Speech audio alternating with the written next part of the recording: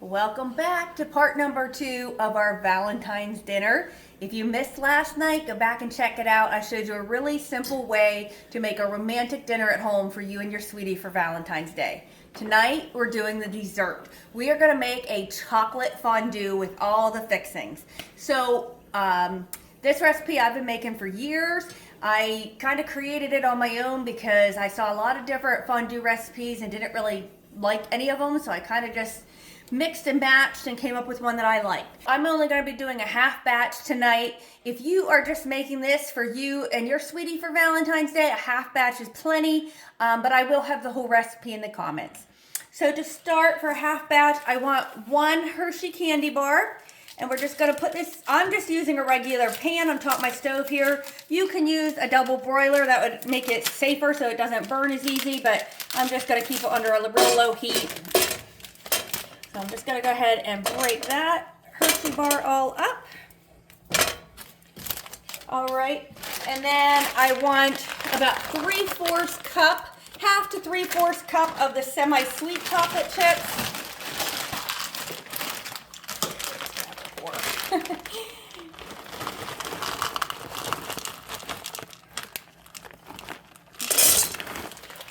then I want about a half cup of the milk chocolate chips.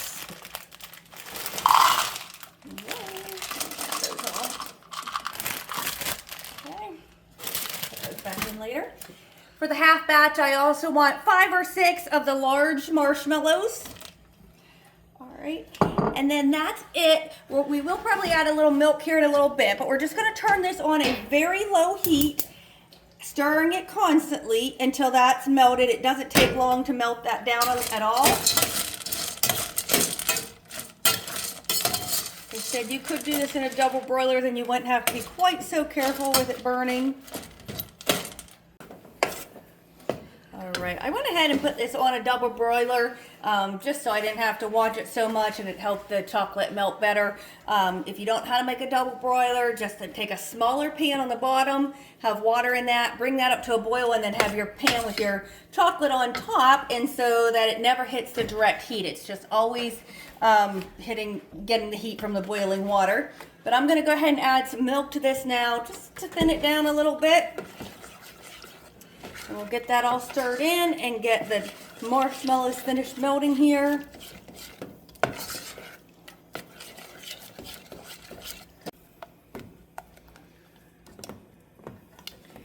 There's our yummy fondue. Just a couple little specks of marshmallow in there yet that still need melted down. All right, I think that looks good. We'll go ahead and put it into our cute little serving dish, and then I'll show you what all we're serving it with. All right, guys, look at this beautiful dish of chocolate fondue. I'm serving mine tonight with some strawberries, bananas, graham crackers, Oreos, pretzels, marshmallows, store-bought Rice Krispie treats, some store-bought brownie bites, and then some pound cake. You could also use pineapple or little vanilla wafers, anything else that you think would be good to dip in it, caramels, whatever. But this is just a nice little snack or dessert for you and your Valentine.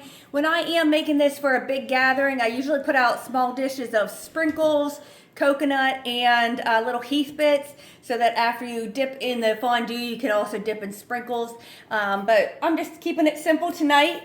So give this one a try. I know you and your significant other will really love it. This would be perfect just to make and then cuddle together on the couch while you're watching a movie and eat your chocolate fondue with all the fixings.